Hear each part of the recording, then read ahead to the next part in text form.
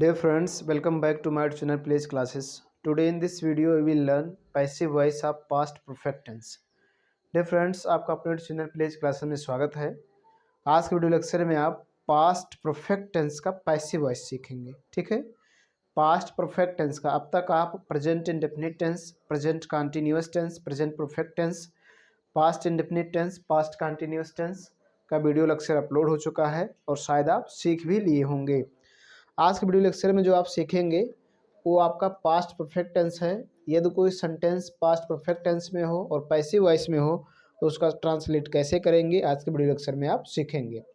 तो जैसे कि स्क्रीन पर आपको दिखाई दे रहा है, देखिए यहाँ पर लिखा हुआ passive voice of past perfect tense, passive voice of past perfect tense. ठीक, हर वीडियो लेक्चर में मैंने आपको पहचान बताया कि कोई भी हिंदी सेंटेंस हो तो उसको कैसे पहचानेंगे कि ये इस टेंस का है। तो उसी प्रकार से मैंने यहाँ पे भी लिखा हुआ है, कोई भी हिंदी सेंटेंस हो कैसे पता करें कि ये पास्ट परफेक्ट टेंस का है और पैसिव वॉइस में है। तो देखिए लिखा है जा चुका था, जा चुकी थी, जा चुके थे। ज़्यादातर आपको यही मिलेंगे, जा चुका था, जा चुकी थी, जा चुके थे। लेकिन आपको ये भी मिल सकते हैं गया था, गई थी। इस तरह से हो सकता है, ऐसा हो सकता है, ऐसा भी हो सकता है।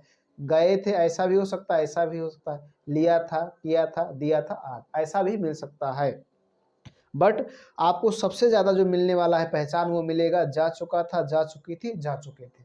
ज़्यादातर सेंटेंसों में आपको जा चुका था, जा चुकी थी, जा चुके थे वाक्य के अंत में मिलेगा, हिंदी वाक्य में मिलेगा और क्रिया के साथ में अगर मिलेगा तो आपका पास्ट परफेक्ट टेंस होगा और पैसिव वॉइस होगा। ठीक है, तो जा चुका था, जा चुकी थी, जा चुके थे क्रिया के साथ वाक्य के अंत में हो, या गया था, गई थी, गए थे, लिया था, दिया था, किया था आदि अगर आ रहा है तो आपका पास्ट परफेक्ट टेंस होगा और पैसिव वॉइस में होगा। जैसे कि मैंने आपको बताया कि आपको ज़्यादा से ज़्यादा जा चुका था, जा चुकी थी, जा चुके थे मिलेंगे, लेकिन ये भी आपको मिल सकते हैं।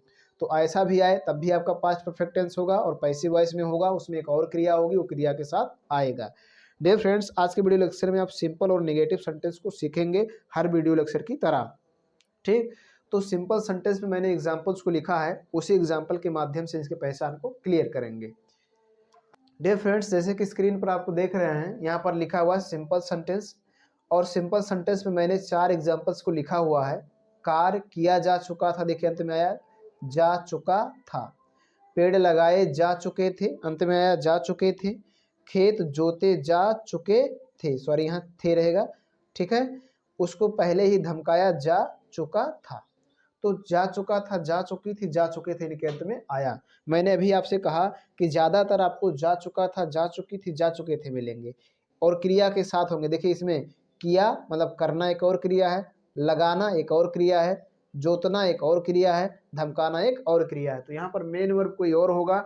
जा चुका था, जा चुकी थी, जा चुके थे, गया था, गई थी, गए थे, लिया था, किया था, दिया था, ये सब इसके पहचान है। अब सिंपल सेंटेंस होगा तो अंत में पूर्ण विराम होगा। देखिए यहाँ पूर्ण विराम है और उसमें नहीं शब्द नहीं होगा, तो अंत में पूर्ण विराम हो, नहीं शब्द ना हो, सिंपल सेंटेंस होता है। सबसे पहले ऑब्जेक्ट लिखेंगे। ऑब्जेक्ट कौन है? कार्य। कार्य की इंग्लिश होती है वर्क, तो लिखेंगे द वर्क, द वर्क। ठीक, उसके बाद आपको सभी के साथ, चाहे सिंगुलर हो या प्लूरल, सभी के साथ हैड बीन, तो हैड बीन लिख देंगे। उसके बाद भी3 लगाना है। करना का इंग्लिश होता है डू, उसका थर्ड फॉर्म लगाएंगे डन। अदर वर्ड में नहीं है तो लगा देंगे full stop, the work had been done. ठीक, इसी प्रकार से अगला सेंटेंस, पेड़ लगाए जा चुके थे। ऑब्जेक्ट कौन है? पेड़, तो सबसे पहले द ट्रीज, द ट्रीज। उसके बाद सभी के साथ, चाहे सिंगुलर हो या प्लूरल, हैड बीन, तो हैड बीन लिख देंगे। उसके बाद भी3 लगाना का इंग्लिश होता है प्लांट, थर्ड फॉर्म लगाएंगे हो जाएगा प्लांटेड। ठीक है, the trees had been planted, पेड़ लगाए जा चुके थे। अदर वर्ड है नहीं, इसलिए बस इतना ही, फुल स्टॉप। खेत जोते जा चुके थे, सबसे पहले ऑब्जेक्ट खेत, खेत की इंग्लिश फील्ड, तो लिखेंगे द फील्ड। उसके बाद हैड और उसके बाद बीन और उसके बाद भी3 जोतना का इंग्लिश होता है प्लाउ, उसका थर्ड फॉर्म लगाएंगे तो हो जाएगा प्लाउड। अदर वर्ड है नहीं, लगा देंगे full stop, the field had been ploughed. ठीक है, इसी प्रकार से अगला सेंटेंस देखेंगे, उसको पहले ही धमकाया जा चुका था। उसको, तो ये प्रोनाउन है, उसको इंग्लिश हिज होती है, हिम होती है, लेकिन आपको यहाँ यूज करना है ही। क्या लिखेंगे? ही। उसके बाद आपको लगाना है हैड, उसके बाद लगाना है आपको बीन, उसके बाद लगाना है पहले ही, पहले की इंग्लिश होती है ऑलरेडी, क्या होता है, ही हैड बीन ऑलरेडी। अब धमकाना का इंग्लिश होता है थ्रेटनेड, थर्ड फॉर्म, तो थ्रेटनेड का यूज कर देंगे, ठीक है। उसके बाद अदर वर्ड है नहीं लगा देंगे, फुल स्टॉप। इस तरह से आपको करना है। सबसे पहले सबसे पहले ऑब्जेक्ट, फिर हैड बीन, फिर V3, फिर अदर वर्ड का यूज करके पास्ट परफेक्ट टेंस के सिंपल सेंटेंस का पैसिव वॉइस आए हुए सेंटेंसों को आसानी से बना सकते हैं, ठीक है। अब डियर फ्रेंड्स अगला जो देखेंगे आपका नेगेटिव सेंटेंस है। डियर फ्रेंड्स आपके सामने अगला है नेगेटिव सेंटेंस। देखिए यहाँ पर नेगेटिव सेंटेंस लिखा हुआ है। नेगेटिव सेंटेंस की पहचान है, अंत में पूर्ण विराम होगा। देखिए अंत में पूर्ण विराम है, ठीक है। उसमें नहीं शब्द होगा। चोर को पकड़ा नहीं जा चुका था, देखिए नहीं शब्द है। उसे चाय लेने के लिए नहीं भेजा गया था, नहीं शब्द है। आपको सवाल नहीं बताया गया था, नहीं शब्द है। तुमसे कार्य करने के लिए नहीं कहा गया था, नहीं शब्द है। तो नहीं शब्द हो, अंत में पूर्ण विराम हो। देखिए इसके अंत में है जा चुका था, इसके अंत में गया था है, इसके अंत में गया था है, इसके भी अंत में गया था है। तो गया था भी आ सकता है, गया था, गई थी, गए थे, लिया था, दिया था, किया था, जा चुका था, जा चुकी थी, जा चुके थे। इस प्रकार से आएंगे। तो यहाँ पर देखिए आया हुआ है। तो अब इनको कैसे ट्रांसलेट करना है, सबसे पहले ऑब्जेक्ट लिखना है।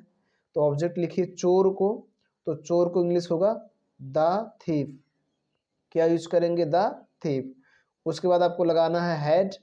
उसके बाद नॉट या नेवर लिखा है, तो नहीं होगा तो नॉट लगाएंगे, कभी नहीं होगा तो नेवर, तो नॉट लगा देंगे। द थीफ हैड नॉट, उसके बाद बीन, उसके बाद V3 पकड़ना का इंग्लिश होता है कैच, उसका थर्ड फॉर्म कॉट, उसके बाद full stop. The thief had not been caught. अगला उसे चाय लेने के लिए नहीं भेजा गया था, तो उसे की इंग्लिश हिम, लेकिन यहाँ आपको सब्जेक्टिव केस यूज करना है ही। उसके बाद हैड, चूंकि इसमें नहीं है तो नॉट, फिर बीन, फिर V3 भेजना का इंग्लिश होता है सेंड, थर्ड फॉर्म लगाएंगे sent. He had not been sent, चाय लेने के लिए, तो लिखेंगे टू टेक टी, चाय लेने के लिए, ठीक है।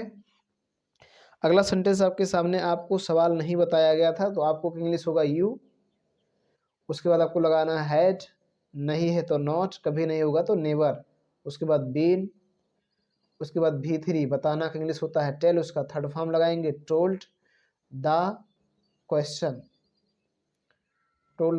Question, you had not been told the question, आपको सवाल नहीं बताया गया था, ठीक है। इसी प्रकार से अगला सेंटेंस देखेंगे, तुमसे कार्य करने के लिए नहीं कहा गया था। तो सबसे पहले ऑब्जेक्ट लिखेंगे तुमसे का इंग्लिश होगा यू। उसके बाद हैड, उसके बाद नॉट, उसके बाद बीन, उसके बाद V3 कहना का इंग्लिश अभी जो मैंने आपको बताया, बताना का इंग्लिश टोल्ड, और कहना का इंग्लिश भी टोल्ड कहा जा सकता है, लेकिन ऑक्स्ड भी यूज कर सकते हैं, तो हो जाएगा ऑक्स्ड। यू हैड नॉट बीन ऑक्स्ड, कार्य करने के लिए टू, यहाँ सेड का भी यूज कर सकते हैं, सेड, उसके बाद टू, और टू वर्क, काम करना का इंग्लिश वर्क, उसके बाद फुल स्टॉप। इस तरह से आप ट्रांसलेट कर सकते हैं सिंपल और नेगेटिव का। सिंपल का कैसे ट्रांसलेट करेंगे, सबसे पहले ऑब्जेक्ट लगाएंगे, फिर हैड बीन लगाएंगे, फिर V3 लगाएंगे, फिर अदर वर्ड लगाकर फुल स्टॉप लगा देंगे। नेगेटिव का कैसे करेंगे, सबसे पहले ऑब्जेक्ट लगाएंगे, फिर हैड लगाएंगे, फिर नॉट या नेवर अकॉर्डिंग टू ऑब्जेक्ट के अनुसार, नॉट लगाएंगे नहीं होगा तब, और नेवर लगाएंगे कभी नहीं होगा तब, और उसके बाद बीन लगाएंगे, फिर V3, फिर अदर वर्ड, और अंत में फुल स्टॉप लगा देंगे, ठीक है। डियर फ्रेंड्स, इस प्रकार आप पास्ट परफेक्ट टेंस में आए हुए पैसिव वॉइस जो हिंदी में है उनका ट्रांसलेट आसानी से कर सकते हैं। वीडियो पसंद आया तो लाइक करें, चैनल पे पहली बार आए हूँ तो आपसे रिक्वेस्ट है कि चैनल को सब्सक्राइब करें, साथ साथ बेल आइकन भी प्रेस करें, ताकि जो मैं वीडियो अपलोड करूँ उसका नोटिफिकेशन आपको मिलता रहे। आज के वीडियो लेक्चर में इतना ही, धन्यवाद।